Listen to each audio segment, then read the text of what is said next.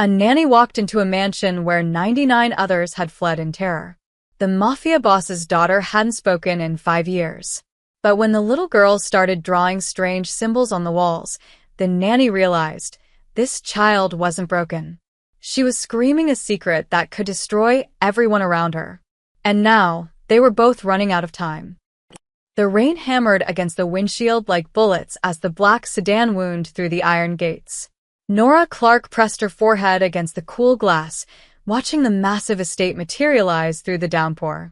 Stone gargoyles perched on every corner. Security cameras swiveled to track their approach. Men in dark suits stood beneath the awnings, hands hidden inside their jackets. This wasn't a home. It was a fortress. "We're here, miss," the driver said, his voice flat and professional. He hadn't spoken once during the 40-minute drive from the agency. Nora grabbed her worn duffel bag and stepped into the rain. The water soaked through her cardigan immediately, but she didn't run. She walked steadily toward the massive oak doors, chin up, shoulders back. 23 years old, fresh out of her pediatric psychology program, and apparently insane enough to accept a job that 99 other nannies had fled from. The money wasn't why she'd come. The agency had been almost apologetic when they'd called her. "We've exhausted every candidate in 3 states," the director had said. "The child is challenging. Mr. Moretti is desperate." Desperate. That word had hooked her. The doors opened before she could knock. A thin woman in her 50s appeared, her gray hair pulled back so tightly it looked painful. "You're the 100th, she said without preamble. "I'm Mrs. Chun, the house manager. Don't get comfortable." "Nora Clark," she extended her hand. Mrs. Chun didn't take it. "Follow me. Mr. Moretti wants to see you immediately." The interior made Nora's breath catch despite herself. Marble floors stretched in every direction, gleaming under crystal chandeliers.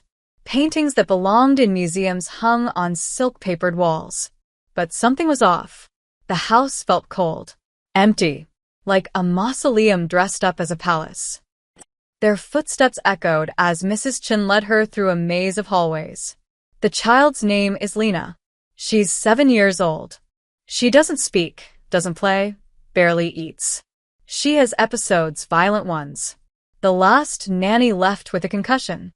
"What happened to her mother?" Nora asked. Mrs. Chen's spine stiffened. "Dead. 5 years ago. Don't ask Mr. Moretti about it." They stopped outside a heavy wooden door. Mrs. Chin knocked twice, then pushed it open without waiting for a response. The office reeked of expensive cigar smoke and older money. Behind a desk the size of Nora's first apartment sat Victor Moretti. He was younger than she'd expected, maybe 40, with sharp features and eyes that could cut through steel. A scar ran along his jaw, barely visible beneath his 5 o'clock shadow. "Another one," he said, his voice carrying a faint Brooklyn accent. He didn't stand, didn't offer his hand. He just studied her with the intensity of a man used to spotting lies. "You look like a strong wind could knock you over." "Looks can be deceiving," Nora replied evenly. His eyebrow lifted slightly. "Every nanny before you said the same thing. Then my daughter looked at them and they ran." Maybe they weren't looking back properly. Victor's expression didn't change, but something flickered in his eyes. "You a therapist?" "I have training in child psychology, yes. But I'm applying as a nanny." "Why?" "Because your daughter needs someone who understands that silence isn't always empty." Nora met his gaze without flinching. "Sometimes it's the loudest scream for help." For 3 long seconds, Victor said nothing. Then he stood, all 6'3" of him. "Lena's room is on the 3rd floor, East Wing. You'll start immediately. Mrs. Chin will show you where you'll sleep, 2 doors down from Lena. You don't leave the estate without my permission. You don't ask questions about my business. And if you hurt my daughter," he leaned forward, "I'll make sure you disappear in ways that'll never make the news." "Understood," Nora said calmly. "But if you interfere with how I care for Lena, I'll walk out that door myself." Mrs. Chun actually gasped. Victor's jaw tightened. Then, unexpectedly, he smiled, brief and sharp as a knife. "3rd floor. Now." The east wing felt darker than the rest of the house. The hallway lights were dimmed, and several doors stood closed with heavy deadbolts on the outside. Nora's stomach turned. Those locks weren't for keeping people out.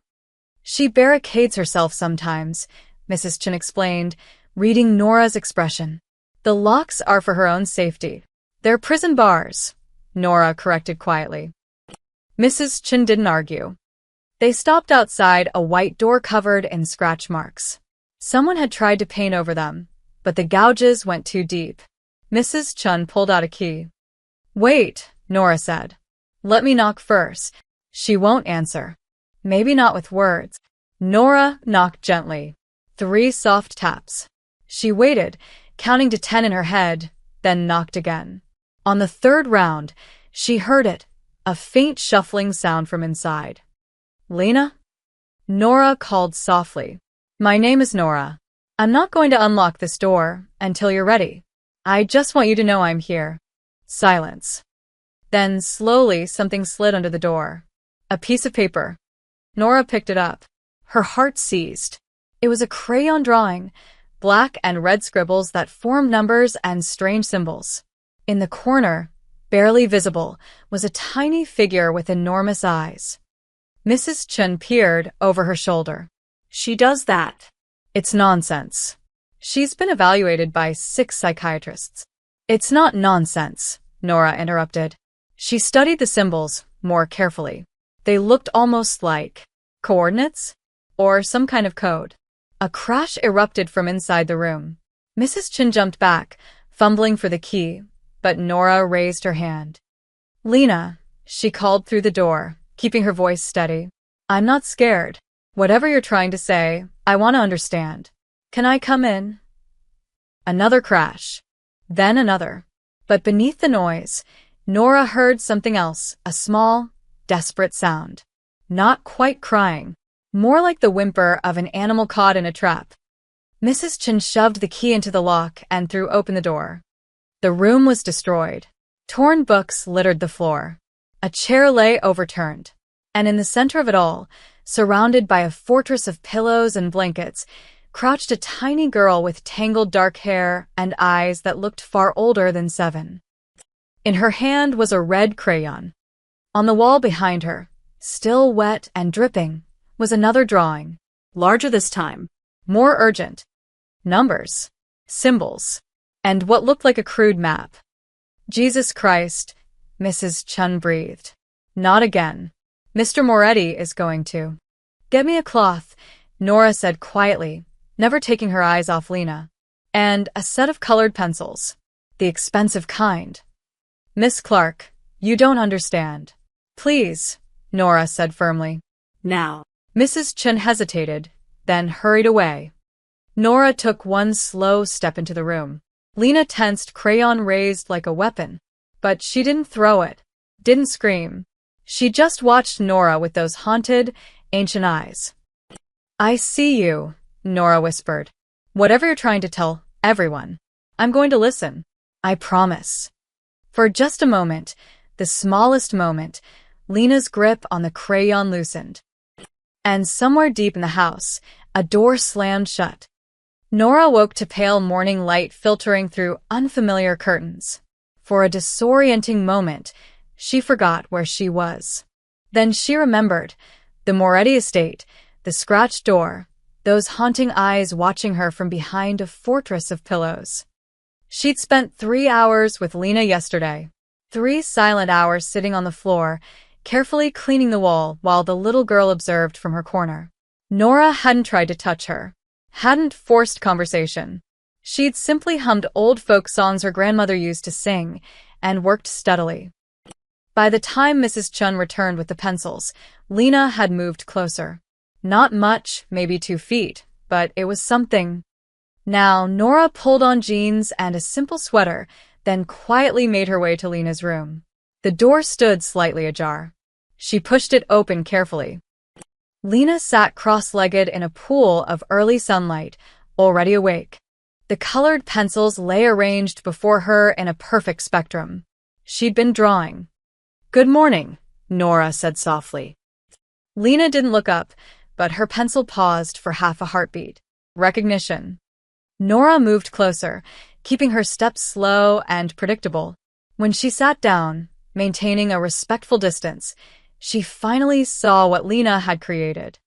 Her breath caught. It wasn't a child's drawing. The lines were too precise, too deliberate. Lena had sketched what looked like a bird's-eye view of a building. Rectangular shapes represented rooms. Small X marks dotted specific locations. Numbers filled the margins, some crossed out, others circled. Lena, Nora said carefully, did you draw this from memory? The girl's hand trembled slightly. She picked up a red pencil and added a small star to one corner of the building. Then she pushed the paper toward Nora. Nora studied it closer. The building had loading docks, high windows. It looked industrial, maybe a warehouse. And those numbers, they weren't random. Some appeared to be dates. Others looked like times. Can you draw more? Nora asked gently. Whatever you want to show me. Lena's dark eyes met hers for just a second. Then she pulled out a new sheet and began sketching with fierce concentration. This time, she drew a car. Boxy, with distinctive headlights. Beside it, she drew a figure, just a stick person but with careful detail on one hand. A ring.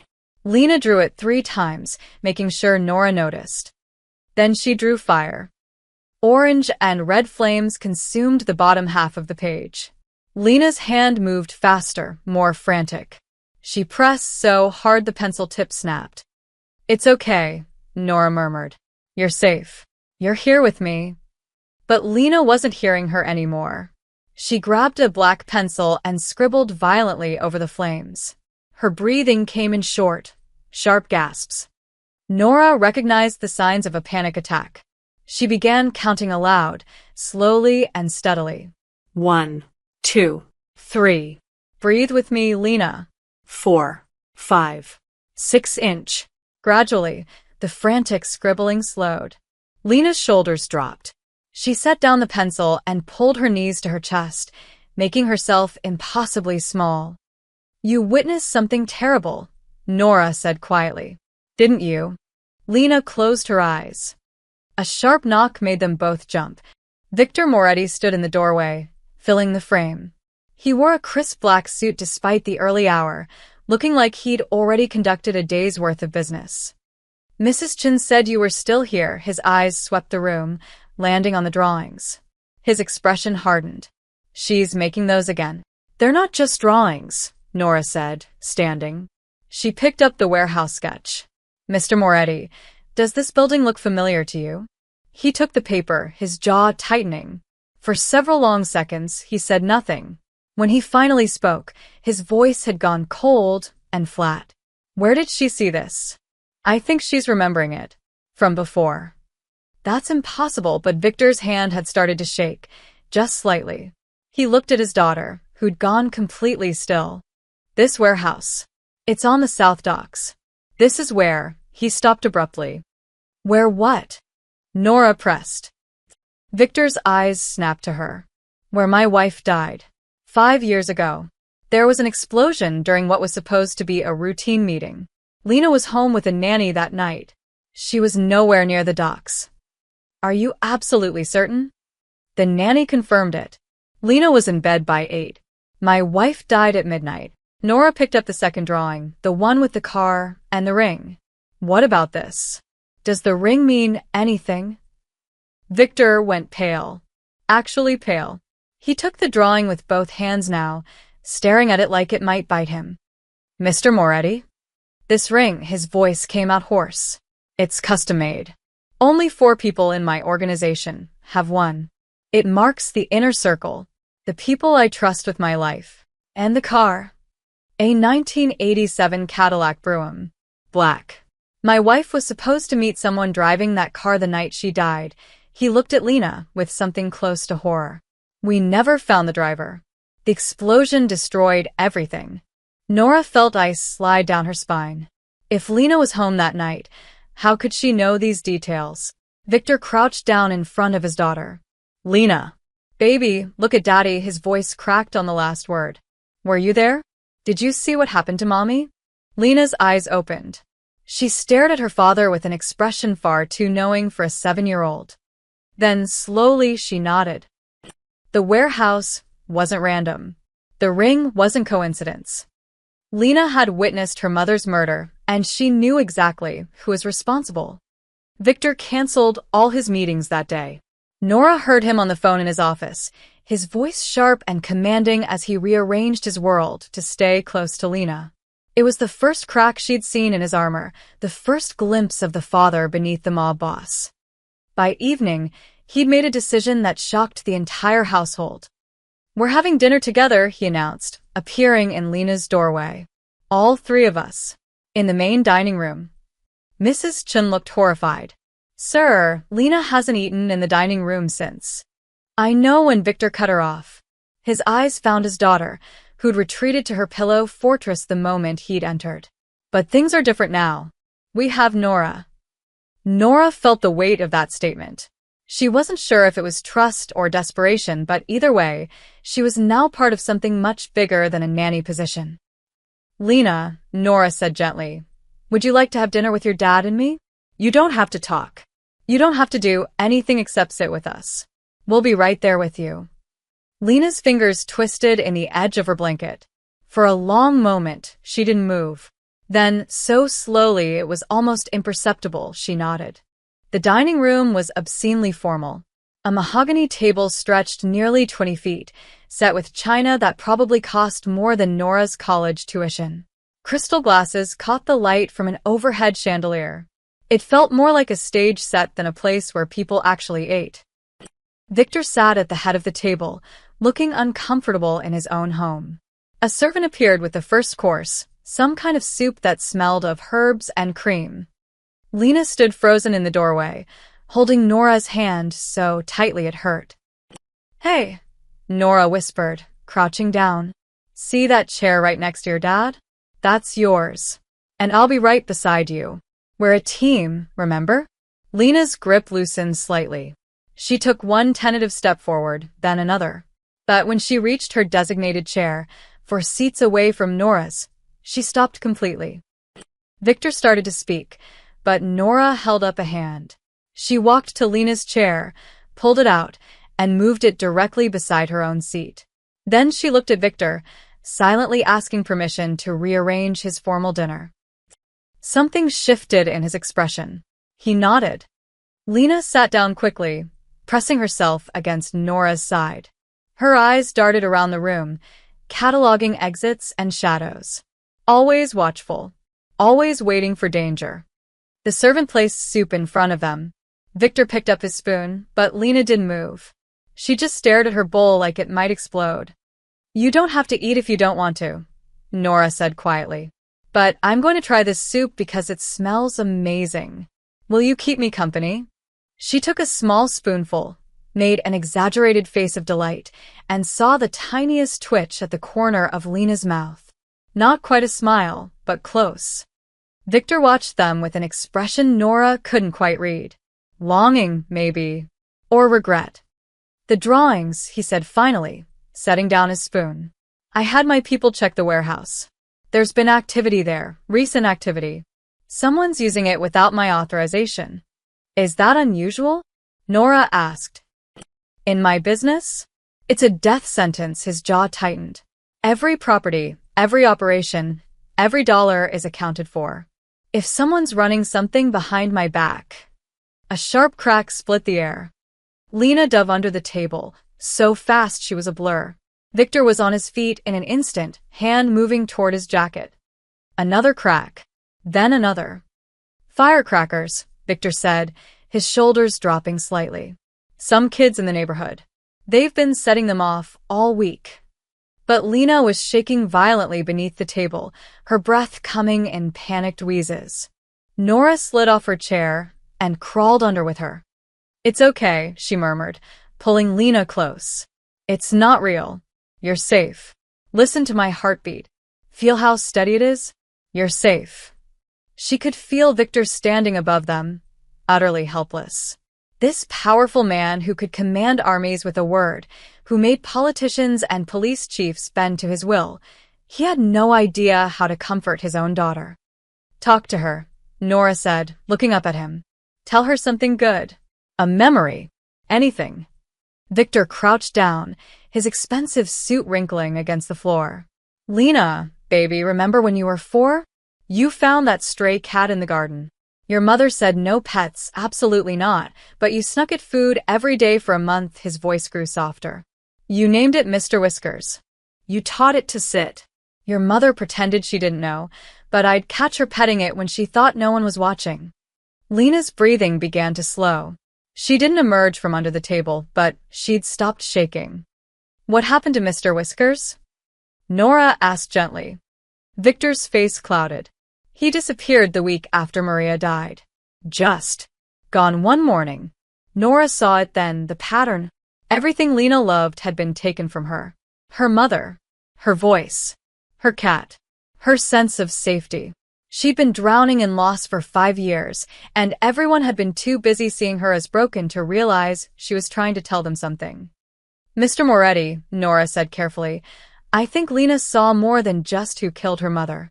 I think she saw something that makes her a target. Victor's eyes went cold. Then we find out what it is before they find her. Under the table, Lena reached out and touched her father's hand. Just briefly. Just enough. It was the first time she'd reached for him in 5 years. Nora couldn't sleep. The mansion felt like it was holding its breath, waiting for something terrible to happen. She kept thinking about Lena's drawings, about the warehouse, about a 7-year-old carrying secrets that grown men would kill for. At 2 a.m, she gave up on rest and wandered downstairs in her pajamas and cardigan. The house looked different at night, less fortress, more haunted museum. Moonlight cast strange shadows through the tall windows. She found herself in the kitchen, making tea she didn't really want, when she noticed something through the window. Past the manicured lawn, beyond the high stone walls, stood a structure she hadn't seen before. Glass panels caught the moonlight, many of them cracked or missing entirely. A greenhouse. No one goes there anymore. Nora spun around. Mrs. Chen stood in the doorway, wrapped in a heavy robe. Her gray hair hung loose around her shoulders, making her look older and somehow sadder. I didn't mean to wake you, Nora said. You didn't. I don't sleep much these days. Mrs. Chen moved to the window, staring at the greenhouse. Mrs. Moretti built that. She loved orchids. Spent hours out there every day, even when she was pregnant with Lena. What happened to it? After she died, Mr. Moretti had it locked up. Said it hurt too much to look at. The staff was ordered to stay away. Mrs. Chen's expression softened. But sometimes I see Lena watching it from her window. Nora's pulse quickened. Does she ever go there? I don't know. Maybe. I wouldn't blame her if she did. It's the only place in this whole estate that her mother truly made her own. Mrs. Chen turned away. Get some rest, Miss Clark. Tomorrow will be difficult. Every day here is. After Mrs. Chen left, Nora stood at the window for another 10 minutes, studying the greenhouse. Then she made a decision that was probably stupid, but felt absolutely necessary. She went outside. The grass was wet with dew, soaking through her slippers. Security lights tracked her movement across the lawn, but no one stopped her. Maybe Victor's men had been told she was allowed to roam. Maybe they just didn't care. The greenhouse door hung crooked on broken hinges. Nora pushed it open carefully, wincing at the metallic screech. Inside was a jungle of neglect. Dead plants drooped from shelves. Broken pots littered the floor. Vines had overtaken everything, creating a canopy that blocked most of the moonlight. The air smelled of earth and decay, and something else, something faintly floral that refused to completely die. Nora pulled out her phone and turned on the flashlight. The beam cut through the darkness, illuminating workbenches covered in dust, rusted tools, bags of old soil split open and spilling their contents. She was about to leave when something caught her eye. A potting bench in the corner sat at an odd angle, like it had been moved and not quite put back right. Nora approached it carefully, testing her weight on the rotting floorboards. When she reached the bench, she crouched down and looked underneath. Her heart stopped. Papers. Dozens of them. taped to the underside of the bench. All drawings. All in Lena's hand. With trembling fingers, Nora peeled them free. Some were years old, the paper yellowed and brittle. Others looked recent. She spread them across the bench, arranging them by date based on the paper quality and the sophistication of the drawings. The earliest ones were simple. A woman with long dark hair, smiling. Akat. A flower. The drawings of a child processing normal things. Then they changed. Fire. Explosions. Stick figures running. And in every single drawing from that point forward, a ring. Sometimes small, sometimes large enough to dominate the entire page. Always the same design, a circular crest with 3 interlocking triangles. But one drawing made Nora's blood run cold. It showed a man. Unlike the other stick figures, Lena had drawn this one with detail.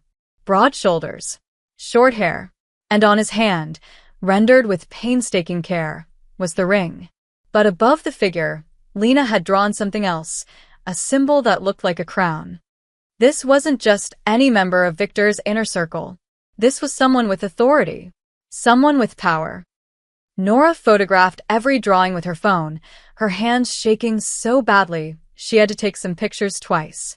She was putting the last one back when she heard it. Footsteps. Someone was walking through the garden, heading toward the greenhouse. Nora killed her phone light and pressed herself against the wall behind a cluster of dead plants. Through the cracked glass panels, she saw a figure approaching. Male. Tall. Moving with the confidence of someone who belonged here. The door creaked open. The man stepped inside, his face hidden in shadow. He stood perfectly still for a moment, as if sensing something wrong. Then he pulled out his own phone, and in the sudden light, Nora saw his face. It was Marco. Victor's General Marco, the man she'd seen in the security briefing photos Victor kept in his office. Second in command. Victor's oldest friend. The one who'd supposedly been with Victor the night Maria died, providing him with an alibi. Marco walked directly to the potting bench. He crouched down, reaching underneath, feeling for the drawings. His hand came away empty. "Son of a bitch," he muttered. Then louder. "I know someone's here. I can smell your perfume."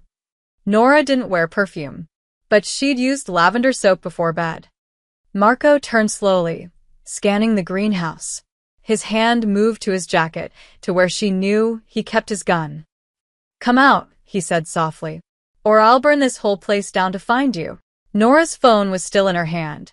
The drawings were photographed. The evidence was secured. She just had to survive the next 5 minutes. She stepped out from behind the plants, keeping her hands visible. "I'm just the nanny. I couldn't sleep." Marco's eyes narrowed. Then he smiled, cold and reptilian. "The famous 100th nanny. Tell me, Miss Clark, how much has the little brat told you?" Nora never told Victor about the greenhouse encounter. Marco had let her go that night with a warning disguised as friendly advice. "The estate can be dangerous after dark. Stick to your room, Miss Clark, for your own safety." But she'd seen the calculation in his eyes. He was wondering how much she knew, how much Lena had communicated, whether she was a problem that needed solving. So Nora did something unexpected. She acted normal. For 3 days, she focused entirely on Lena, building trust through art therapy and patient silence. She never mentioned the drawings she'd found, never asked about the night Maria died. She simply existed as a steady, safe presence in the little girl's chaotic world. And slowly, incredibly, Lena began to emerge from her shell. She started sitting closer during their drawing sessions. She ate breakfast without being coaxed. Once, when Nora hummed a Beatles song, Lena's fingers had tapped along to the rhythm. On the 4th morning, Nora made her pitch to Victor. "I want to take Lena to the city." To a park. "Somewhere normal." Victor looked at her like she'd suggested flying to Mars. "Absolutely not. She's been trapped in this house for 5 years, Nora pressed.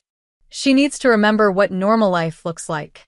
Children playing, people laughing, The world existing beyond these walls. The world is dangerous. Staying here is more dangerous. Nora leaned forward. She's beginning to trust me, but she needs more than I can give her in this mansion. She needs to see that life can be safe and good again. Victor's jaw worked. Finally, he turned to where Lena sat in the corner, arranging her colored pencils in obsessive patterns. Lena, would you like to go to the park with Nora? Lena's hands stilled.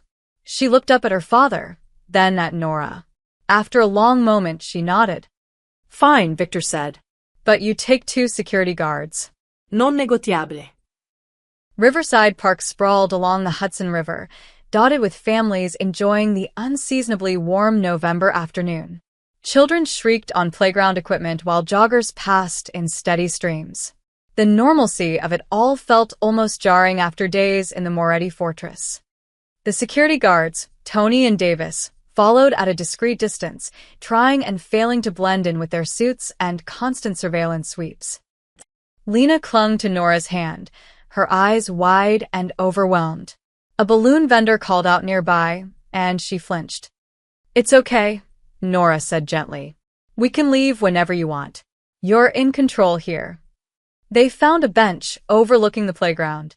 Nora sat, and after a hesitant moment, Lena climbed up beside her. They watched children chase each other through the equipment, their laughter carried on the autumn breeze. You used to play, didn't you? Nora asked softly. Before everything changed. Lena's fingers tightened on Nora's hand, but she didn't pull away. A little boy, maybe 5 years old, tumbled off the slide and started crying. His mother rushed over, scooped him up, and kissed his scraped knee. The boy's tears stopped almost immediately, replaced by giggles as his mother tickled him. Nora felt Lena's whole body tense. The little girl was staring at the mother and son with an expression of such raw longing it hurt to witness. Your mom used to do that, didn't she? Nora whispered.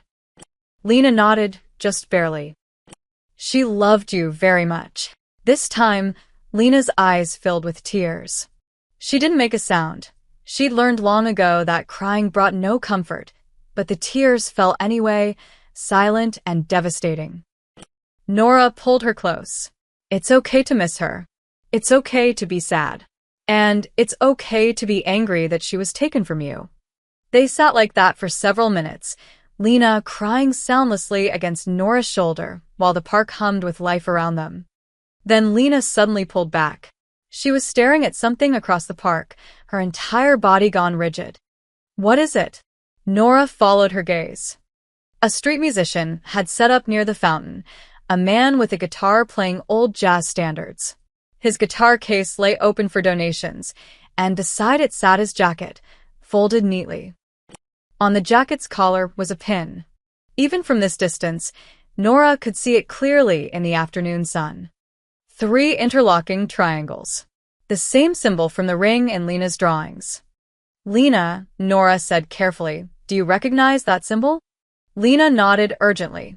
Her hand shot out, pointing at the musician, then she grabbed Nora's wrist and began pulling her toward him. Okay, we'll go look, Nora said, letting herself be led. The security guards moved closer, hands inside their jackets, but Nora waved them back. This was important. Lena was trying to tell her something. As they approached, the musician looked up and smiled. He was in his 60s, with kind eyes and weathered hands. Afternoon, ladies. Any requests? Lena stared at his pin with laser focus. Then she did something she'd never done before. She reached out and touched it. The man looked surprised but not alarmed. You like that? It's from my old union days. Worked the docks for 30 years before my back gave out. He unpinned it and held it out. You can have it if you want, sweetheart. Lena took it with trembling hands, examining it closely. Then she looked at Nora with desperate urgency, as if to say, See?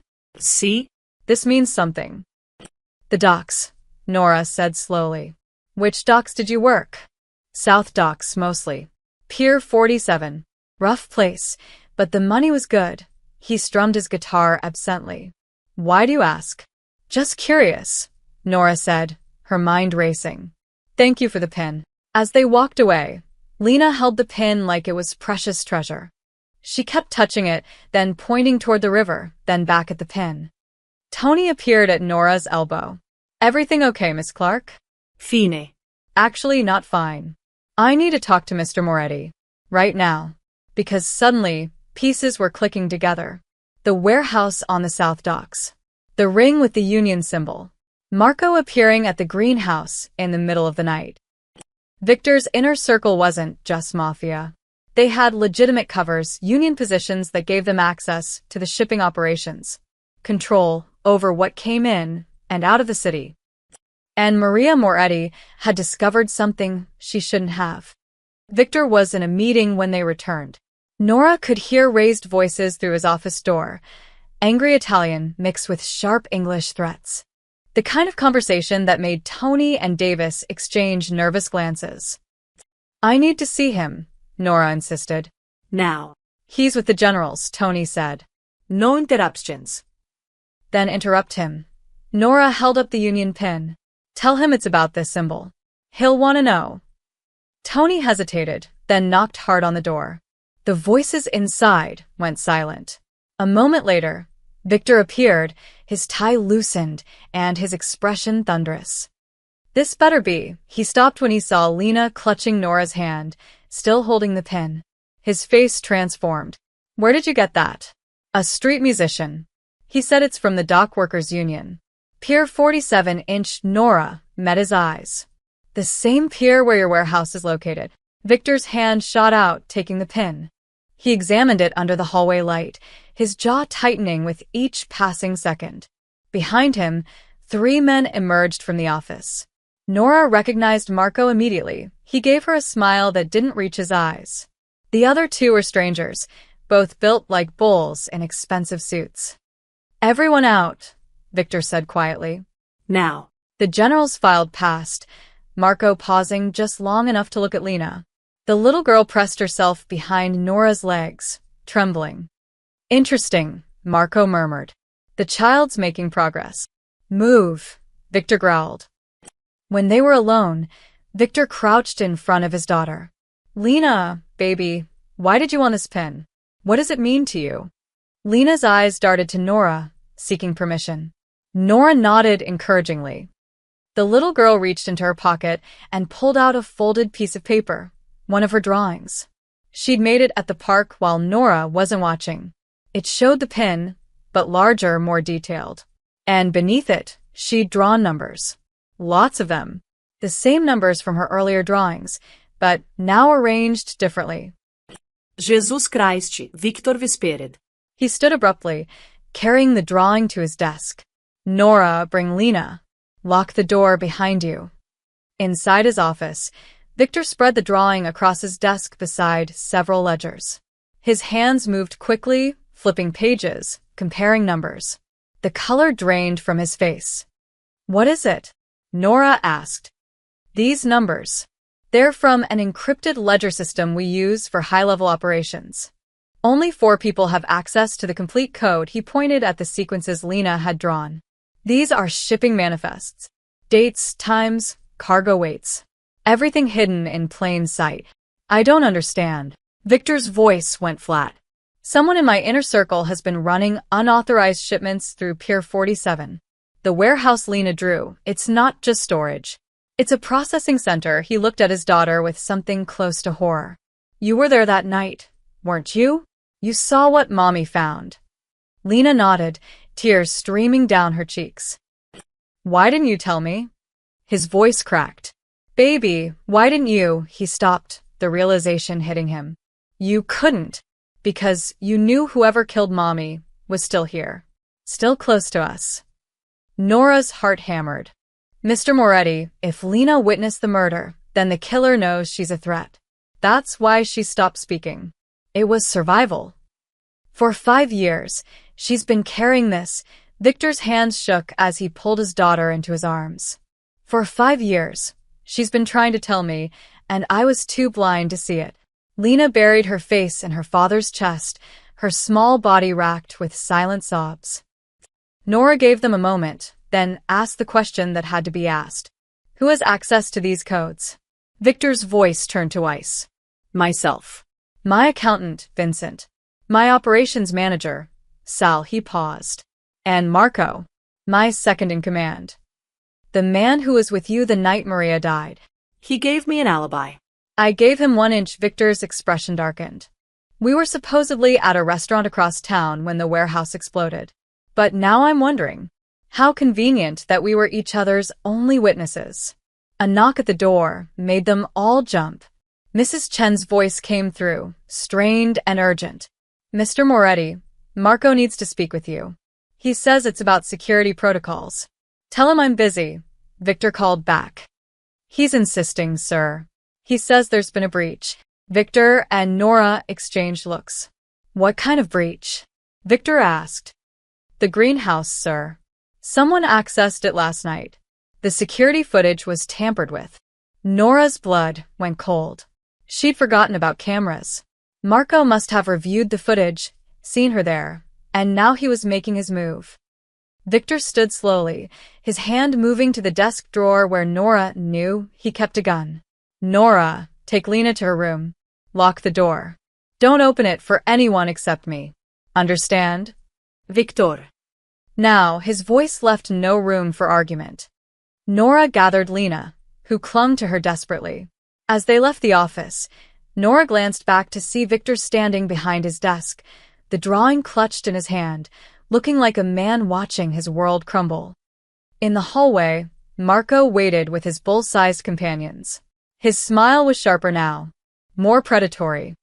Miss Clark, he said pleasantly, we should talk about your evening walks. I worry about your safety. I'm fine, thank you. Nora tried to move past him. His hand shot out, gripping her arm. Not hard enough to hurt, but enough to stop her. I insist. It'll only take a moment. Lena made a sound, not quite a scream, but close. The first real noise she'd made in 5 years. And in that sound, Marco heard his answer. The child remembered everything.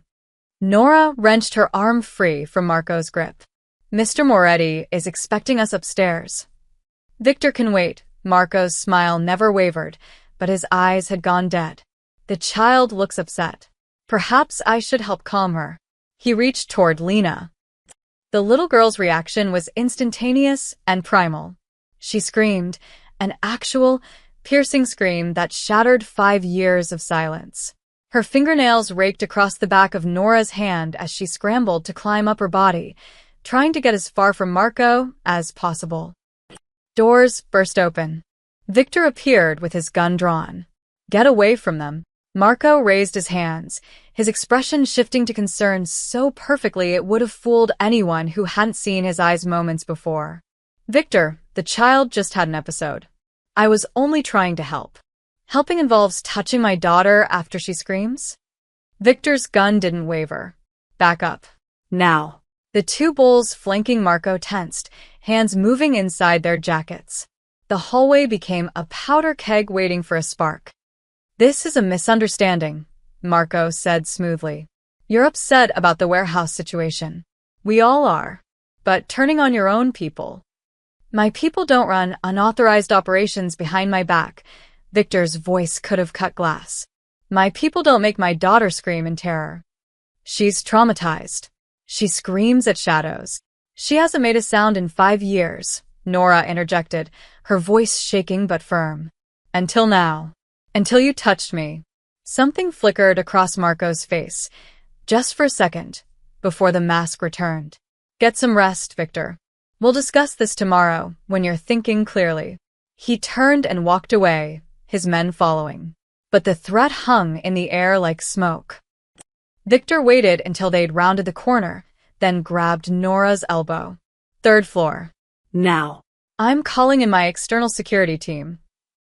By nightfall, the mansion had transformed into an armed camp. Victor's most trusted men, brought in from his legitimate business operations, people Marco didn't control, patrolled every floor. But Nora could feel the tension. Half the security force was loyal to Victor. The other half answered to Marco. And nobody knew who would stand where when lines were finally drawn. Lena hadn't stopped shaking. She sat in the corner of her room, drawing frantically, the same image over and over. A man with the ring. Fire. Screaming faces. Hey, Nora whispered, sitting beside her. You were so brave today. You used your voice. Lena looked at her with ancient, exhausted eyes. Then she picked up a black crayon and wrote 2 words on the paper, each letter shaky, but unmistakable. He knows. A chill ran down Nora's spine. I know, sweetheart. But your dad is going to protect us. We're safe here. Even as she said it, she wondered if it was true. Victor appeared in the doorway, his face grim. I've made calls. We're leaving in the morning. I have a safe house upstate. Only 3 people know about it, and Marco isn't one of them. What about tonight? Nora asked. Tonight, we lock down and wait. He looked at his daughter. I'm staying in here with you both. No one gets through that door. He pulled a chair to the entrance and sat, gun resting on his lap. Nora had never seen him look so tired or so determined. The hours crawled by. Lena finally fell asleep around 10, curled against Nora's side. Victor's eyes never left the door. At 2:47 a.m., the lights went out. Victor was on his feet instantly. Stay down. Don't make a sound. Emergency lighting kicked in, casting everything in eerie red. Somewhere below, men were shouting. Then came the unmistakable crack of gunfire. Breach at the south entrance, someone yelled. More gunshots. Closer now. Victor moved to the window, peering through the curtains. Jesus Christ. There are at least a dozen of them. Professional crew. Who? Nora whispered, pulling Lena close. The little girl had woken, her eyes wide with terror. Marco's cleaning house. Victor's jaw clenched. He can't risk what Lena knows getting out. He's making his move. An explosion rocked the mansion. Lena buried her face in Nora's shoulder. Victor grabbed his phone, speed dialing. Tony, what's your status? His face darkened as he listened. Fall back to the 3rd floor. Protect the stairs. Tony? Tony. He lowered the phone. They cut the cell signal. Footsteps thundered in the hallway. Victor aimed his gun at the door. Mr. Moretti. Davis's voice. Sir, they're coming up the main stairs. We need to move now. Victor threw open the door. Davis stood there, blood streaming from a cut above his eye. The service stairs, he gasped. It's the only way out. They ran. Victor led, gun raised. Nora carried Lena, the little girl's arms locked around her neck. Davis brought up the rear. The service stairs were narrow and dark. Their footsteps echoed in the confined space. Below them, more gunfire. Above, the sound of doors being kicked in. They were being hunted. They'd almost reached the ground floor when Lena suddenly grabbed Nora's face, forcing eye contact. Her small hand shook as she pointed back up the stairs, then brought her finger to her lips in a shushing gesture. What? Nora whispered. What are you trying to? Lena's hand shot out, scratching desperately at Nora's arm. Not in panic this time. Deliberately. Forming letters with her fingernail against Nora's skin. HESINSID. Nora's heart stopped. She looked at Victor, at Davis with his bloodied face. The attack wasn't coming from outside. The traitor wasn't just Marco. They'd brought the enemy right into their escape route. Victor understood Lena's message a split second after Nora did. His gun swung toward Davis. Don't move. Davis froze, hands raised. Sir, what are you? Show me your hand. Left hand. Mr. Moretti, I've been with you for 6 years. Show me your goddamn hand. Davis's expression changed. The fear disappeared, replaced by cold calculation. His left hand came up slowly, and there, catching the dim emergency lighting, was the ring. 3 interlocking triangles carved into silver. Smart kid, Davis said quietly. Too smart for her own good. He moved fast, faster than a man his size should move, lunging for Lena. Victor fired, but Davis had already dropped and rolled. The bullet sparked off the metal railing. Run! Victor shoved Nora and and Lena toward the ground floor exit. Go! Nora didn't hesitate. She ran, Lena bouncing in her arms, down the last flight of stairs and through a door that opened into the mansion's industrial kitchen. Steel counters gleamed in the darkness. Knives hung on magnetic strips. Behind them, 2 more gunshots. A grunt of pain. Victor's voice. Nora, the garage. East side. She sprinted through the kitchen, Lena's breathing hot and panicked against her neck. Through another door, down a corridor lined with wine storage, then finally the garage. 5 cars sat in perfect rows, black and gleaming. Victor burst through the door behind them, blood streaming from his shoulder. Keys are in the Escalade. Drive north. Don't stop for anything. You're coming with us. I have to hold them off long enough for you to get clear. He pressed the keys into her hand. There's a safe house. 43 Birch Road, Millbrook. Say it back. 43 Birch Road, Millbrook. There's a phone in the glove box. Call this number when you get there. He recited it twice until she had it memorized. Nora, listen to me. If I don't make it, don't. If I don't make it, everything Lena knows dies with her unless you protect her. Promise me. I promise. He cupped his daughter's face with his bloody hand. I love you, baby. I'm sorry I didn't listen sooner. I'm so sorry. Lena's hand reached out, touching his cheek. Her lips moved, forming words she hadn't spoken in 5 years. Love. Daddy. Victor's face crumbled. Then he was pushing them toward the Escalade. Go. Now. Nora drove like she'd never driven in her life. The Escalade crashed through the garage door. Victor had hit the emergency release and roared down the driveway. Behind them, the mansion blazed with lights and gunfire. She saw men running, saw muzzle flashes, saw Victor disappear back inside. Then the estate gates were behind them, and they were flying down empty suburban streets at 3 a.m. Lena sat rigid in the back seat, still not making a sound, her eyes locked on the rear window watching for pursuit. It's okay, Nora said, her voice shaking. We're okay. Your dad is strong. He'll be okay. But she didn't know if she believed it. They drove for 2 hours, taking random turns, doubling back, making sure no one followed. Dawn was breaking when they finally found Millbrook, a tiny town in upstate New York where nothing ever happened. 43 Birch Road sat at the end of a gravel drive, hidden by pine trees. A small cabin, rustic but well-maintained. Nora used the key Victor had tucked in with the car keys and got them inside.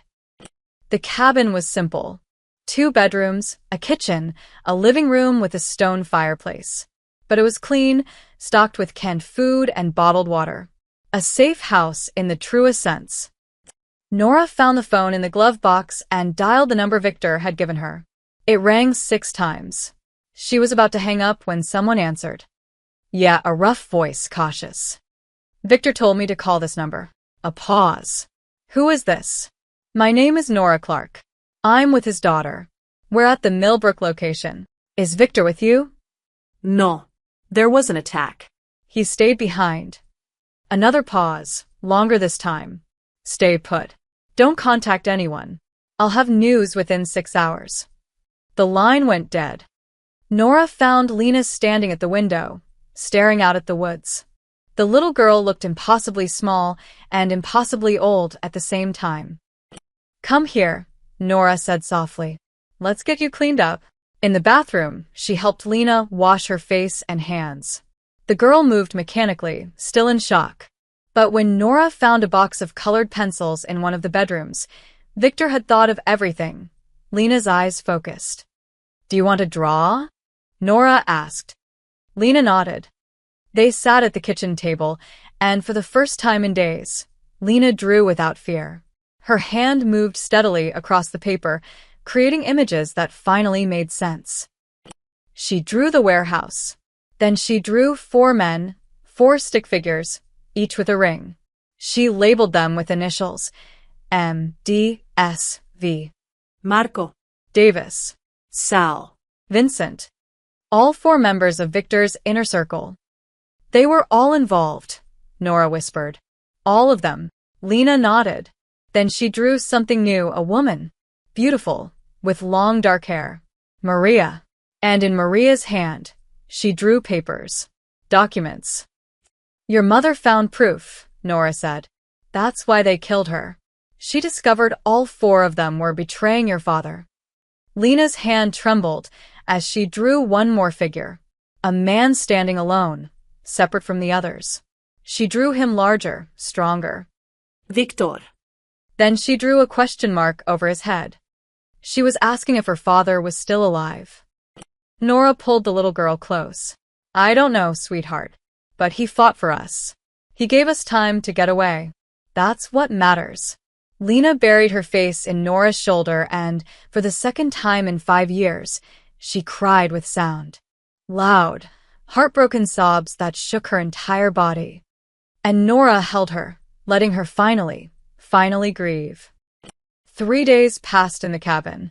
3 days of waiting, of jumping at every sound, of Lena drawing compulsively while Nora tried to keep them both from falling apart. The phone finally rang on the 4th morning. It's me. Nora's knees nearly buckled with relief. Victor. Oh God, are you? I'm alive. Barely. I'm in hiding until I can clean house. His voice sounded rough, exhausted. Marco's disappeared. Sal and Vincent are dead. They chose the wrong side. But Marco's still out there and he has resources. What do we do? You stay put. I've got men I trust coming to reinforce your position. They'll be there tonight, he paused. How's Lena? She's processing. Victor, she's been drawing. She knows all 4 of them were involved in Maria's death. A long silence. I should have seen it. They were skimming, running drugs through my legitimate operations. Maria found the proof, and they killed her for it. 5 years. 5 years they've been right beside me, and I never. His voice broke. You couldn't have known. My daughter knew. A 7-year-old figured it out, and I ignored every sign. He took a shaky breath. I need you to do something. Take Lena to the old harbor. Pier 47. The warehouse has been cleaned out, but I need to know if there's anything else there. Anything Lena might remember that could lead us to Marco. Victor, is that safe? Nothing's safe anymore. But Marco doesn't know about the cabin or that location. He thinks you're still running. And we need evidence. Real evidence I can use to justify what I'm about to do to my own organization. His voice hardened. Can you do this? Nora looked at Lena, who was listening intently. The little girl met her eyes and nodded. Yes, Nora said. We'll go. The drive to the harbor took 90 minutes. The Escalade's GPS guided them through increasingly industrial neighborhoods until they reached the waterfront. Pier 47 sat abandoned in the weak afternoon sun, surrounded by chain-link fence and no trespassing signs. Nora parked and looked at Lena. You don't have to do this. If it's too much. But Lena was already unbuckling her seatbelt. Her face had set with determination that looked heartbreaking on someone so young. They walked through a gap in the fence. The pier stretched before them, littered with broken pallets and rusted equipment. At the far end stood the warehouse, a massive concrete structure with boarded windows and graffiti-covered walls. Lena stopped walking. Her breathing quickened. It's okay, Nora said gently. We can turn back. Lena shook her head. She grabbed Nora's hand and pulled her forward. As they approached the warehouse, Nora could see where the explosion had damaged the structure. One whole wall had been rebuilt, the concrete noticeably newer. Scorch marks still stained the surrounding area. This was where Maria Moretti had died. Lena led her around the building to a side door, hanging off its hinges. Inside, the warehouse was a cave of shadows and echoes. Empty now, just as Victor had said. But the bones of what had been here remained, oil stains on the concrete, anchor points in the floor where machinery had been bolted down, offices with shattered windows. Lena walked like she was in a trance, moving toward the back corner. She stopped at a window, one of the few not boarded up, and stared out at the loading docks. Is this where you were? Nora asked softly. The night it happened? Lena nodded. Her small finger reached up and traced something on the dusty glass. At first, it looked random. Then Nora realized she was drawing. A logo. Curved letters forming a name, Atlantic Maritime Transport. You saw a truck, Nora said. With this company name. Lena nodded frantically. She turned and pantomimed driving, then pointed to where the loading dock doors would have been. Nora pulled out her phone and photographed the logo Lena had drawn. The truck was here that night. When your mother was here. Lena made another gesture, holding something, reading it. Papers. Your mother was looking at papers in the truck? A vigorous nod. Then Lena's expression changed. She pointed to the door, made an explosion gesture with her hands, and covered her ears. Someone saw her looking at the papers, and they set the bomb. Lena's eyes filled with tears, but she kept going. She pointed at herself, then at the window, then made a hiding gesture. You were hiding. Watching. They didn't know you were here. Nora's heart broke. Oh, sweetheart. You saw everything. Lena pulled Nora to another part of the warehouse, toward what had been an office. The door hung open, the room beyond gutted by fire. But Lena walked to a spot near the back wall and dropped to her knees. She started digging through debris with her bare hands. Lena, careful. The little girl pulled something free. A metal box, badly scorched but intact. She held it up triumphantly. Nora took it carefully. It was a fireproof document safe, the kind designed to survive disasters. The lock was damaged but not completely destroyed. Did your mother hide this? Lena nodded, then made a giving gesture toward Nora. She told you where it was. Before the explosion. Another nod. Lena's face crumpled, and she threw herself into Nora's arms, sobbing. Nora held her tightly, the metal box pressed between them. You've been so brave. So incredibly brave. But you don't have to carry this alone anymore. I've got you. They sat there in the ruins for a long time while Lena cried 5 years' worth of held-back grief. When her sobs finally quieted, Nora helped her stand. Let's get this to your father. Let's finish this. As they walked back to the car, Nora didn't notice the figure watching them from the roof of a neighboring warehouse. Didn't see the phone being raised, the photo being taken. Marco smiled as he sent the image to his remaining men. Finally, the child had led him to what he'd been searching for all these years. They didn't open the box in the warehouse. Some instinct told Nora to get away from there as quickly as possible. She drove fast but carefully, constantly checking the rearview mirror, while Lena sat clutching the scorched metal box like it contained her mother's beating heart. Back at the cabin, Nora used a hammer and screwdriver from the garage to pry open the damaged lock.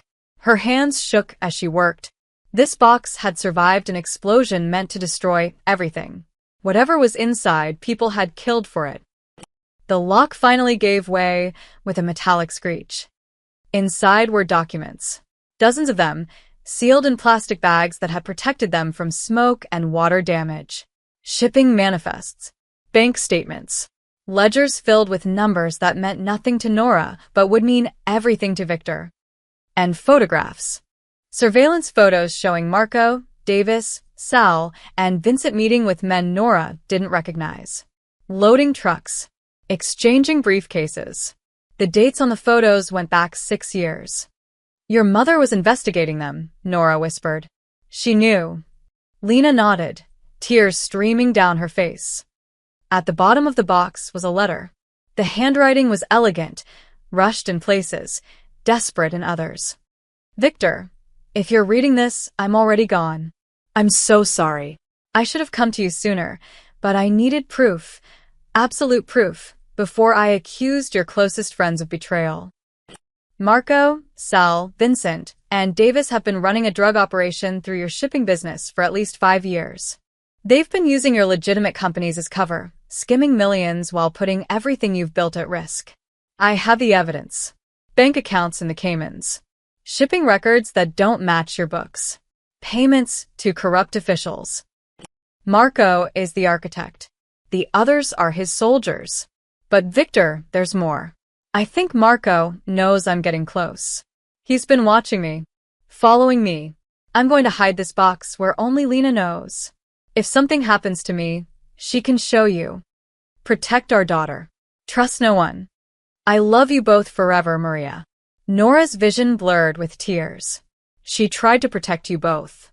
She tried so hard. Lena was trembling violently. Nora pulled her close just as the burner phone rang. Did you find anything? Victor's voice was tight with anticipation. Everything. Your wife documented everything. Bank records, photos, shipping manifests. Victor, they were running drugs worth millions through your operations. Marco's been playing you for 6 years. Silence. Then, where are you exactly? At the cabin? Yes. We just got back from. Get out. Now. Get out right now. What? Why? I just got word. Marco knew about the Millbrook property. He's known the whole time. I don't know how, but Nora, he's coming for you. He's probably already there. Nora spun toward the window. Through the trees, she saw movement. Men, at least 4 of them, moving through the woods toward the cabin. Too late, she breathed. They're here. Lock down. I'm 15 minutes away. 15 minutes, Nora. Keep Lena safe. The line went dead. Nora grabbed Lena and ran for the back bedroom.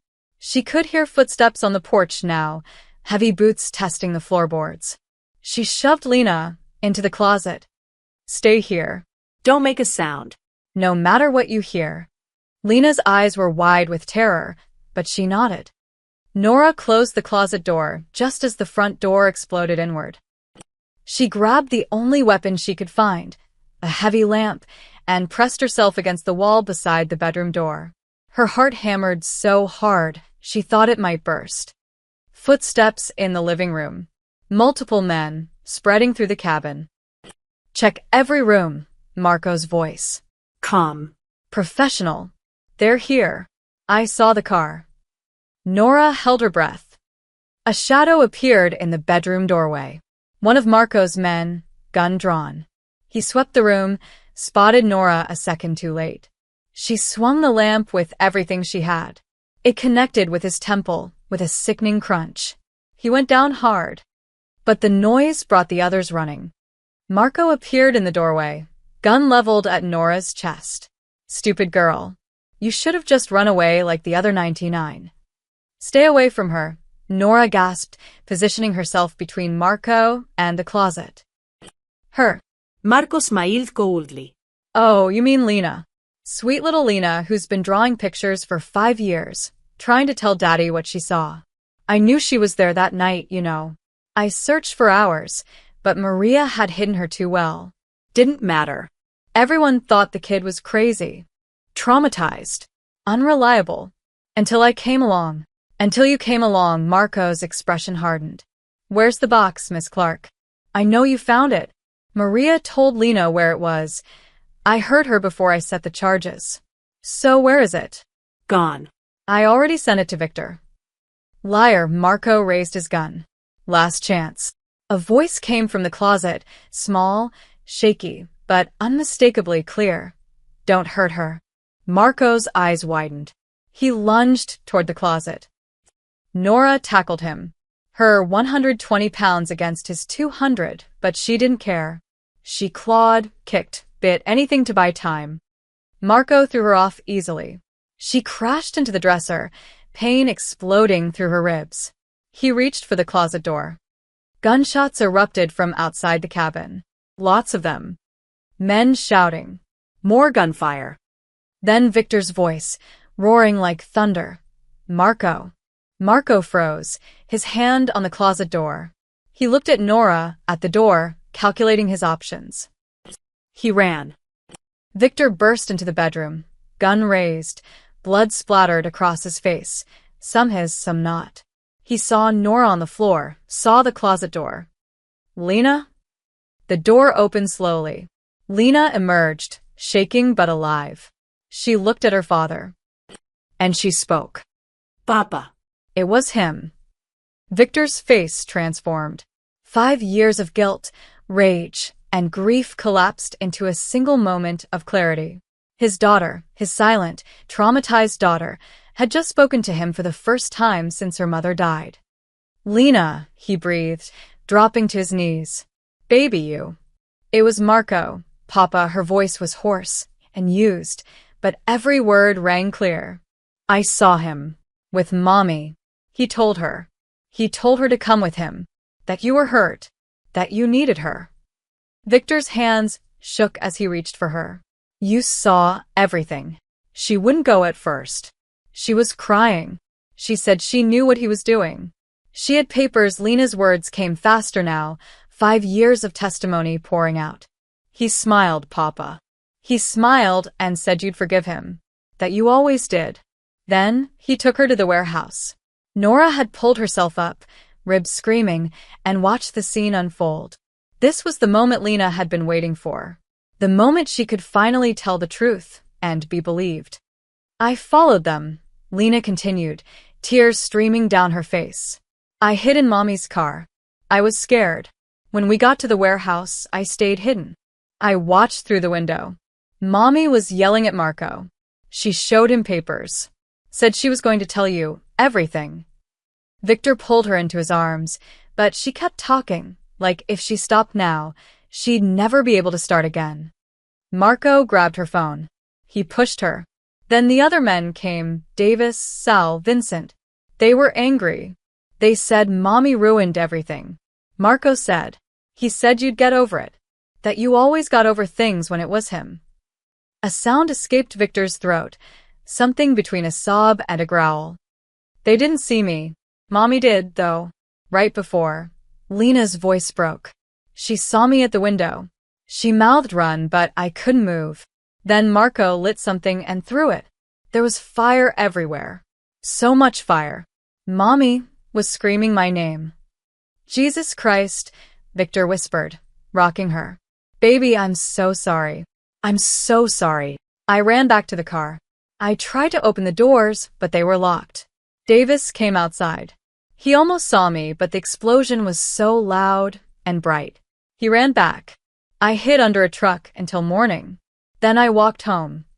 "That's why the nanny found you on the front steps," Nora said quietly, pieces clicking together. "You were never in bed that night. You walked home from the docks." Lena nodded. "I tried to tell people. But when I talked about Marco, about what I saw, the nanny said I was making up stories. That Marco was Daddy's best friend. She said trauma makes children imagine things. So I stopped talking. Because if I talked, Marco would know I remembered. And he'd kill me too." Victor's entire body shook with rage. "Where is he? Where did he go?" One of Victor's men appeared in the doorway, a man Nora didn't recognize, with gray hair and sharp eyes. "He's holed up in the garage. 2 men with him. We have it surrounded." "Good," Victor stood, his face a mask of controlled fury. "Nora, stay with Lena. Don't let her see what happens next." "Victor. He killed my wife. He terrorized my daughter for 5 years. He turned my own people against me." Victor's voice was ice. "This ends now." He left the room, and Nora heard him barking orders. Lena clung to her, still trembling. "You are so brave," Nora whispered. "You survived. You protected yourself. And now your father knows the truth." "I want to see," Lena said suddenly. "Sweetheart, no. I need to see Marco can't hurt us anymore. Please." Nora looked at this 7-year-old girl who'd carried the weight of a murder investigation alone for 5 years. Who'd survived through silence and vigilance. Who'd earned the right to see her mother's killer face justice. "Okay," Nora said. "But we stay back. We stay safe." They moved to the living room window. Outside, Victor's men had formed a perimeter around the garage. Victor stood in front, gun at his side, looking like an avenging angel. "Marco," he called out. "It's over. My daughter just told me everything. Every single thing." A long pause. Then Marco's voice, still trying for charm. "Victor, we can work this out. You know me. 20 years, we've been brothers. My brother wouldn't murder my wife. My brother wouldn't terrorize my child." Victor's voice could have shattered stone. Come out.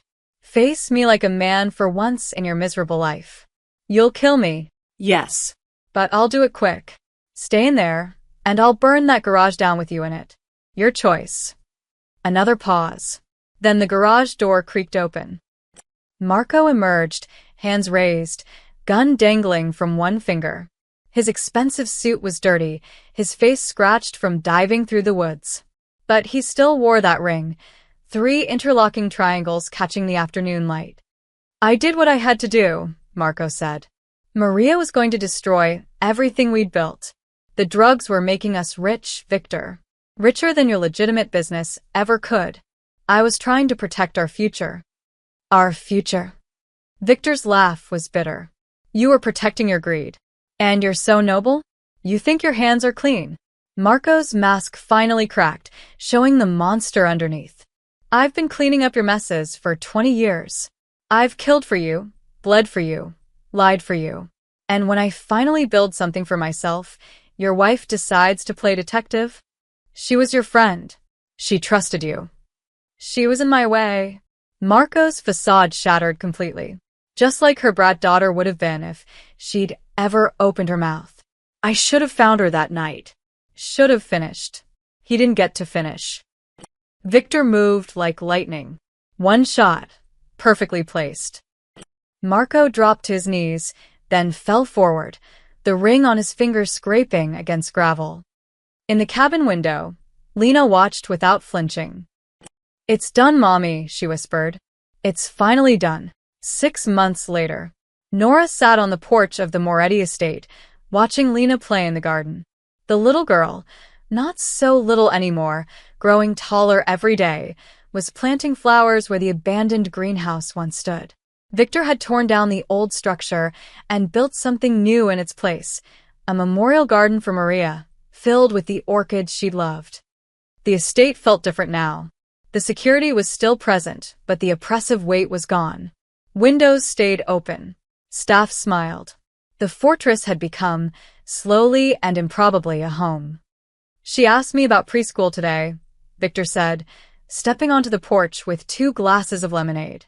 He handed one to Nora and sat beside her. The wound in his shoulder had healed, leaving a scar that matched the one on his jaw. Said she wants to meet other kids. Make friends. That's wonderful, Nora said and meant it. 6 months ago, Lena couldn't say her own name. Now she was talking about the future. I'm terrified, Victor admitted.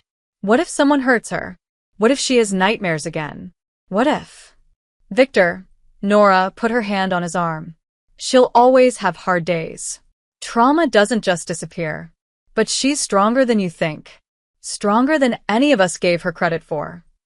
He was quiet for a moment, watching his daughter dig in the dirt with complete concentration. The trial starts next month. Davis rolled on everyone. Gave us names, accounts, operations. The DA says it's the biggest corruption case in state history. After Marco's death, Victor's organization had imploded. Half his people had been working with Marco, running drugs and guns through Victor's legitimate shipping empire. The other half had been loyal but blind. Victor had spent 6 months systematically dismantling everything, cooperating with federal prosecutors, turning over evidence. He'd made a deal, full immunity for testimony against the remaining conspirators. He'd lost his criminal empire, but saved his legal businesses.